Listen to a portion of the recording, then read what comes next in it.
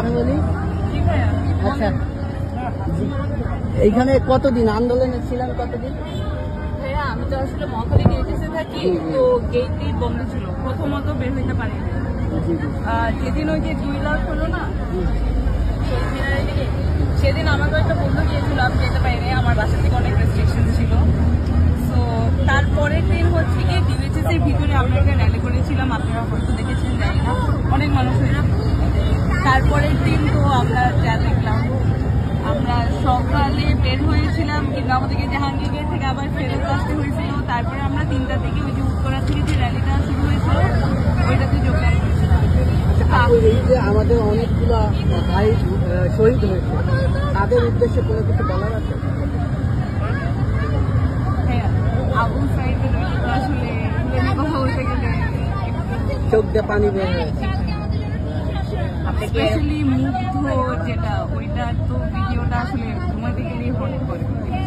এখনো ঘুমের ঘরে দেখা যায় যে এইটা চিন্তিকা ভাষা হয়েছে, যে মুগ্ধ আবু সাইদের কথা এখন ওদের জন্যই তো ওই স্মৃতিতেই তো এইসব। আচ্ছা, যদি ভবিষ্যতে আবার কোনো স্বৈর শাসিত সরকার আসে, ভবিষ্যতে 10 বছর 20 বছর পর, সেক্ষেত্রে আপনারা কি আবার নামবেন? হ্যাঁ, অবশ্যই, যতবার আসবে ততবার নামবে। আচ্ছা, এরশাদের আমলে এই ছাত্ররাই তাকে পতন ঘটাচ্ছে, এই স্বৈরাচারী সরকার একেও পতন ঘটাচ্ছে।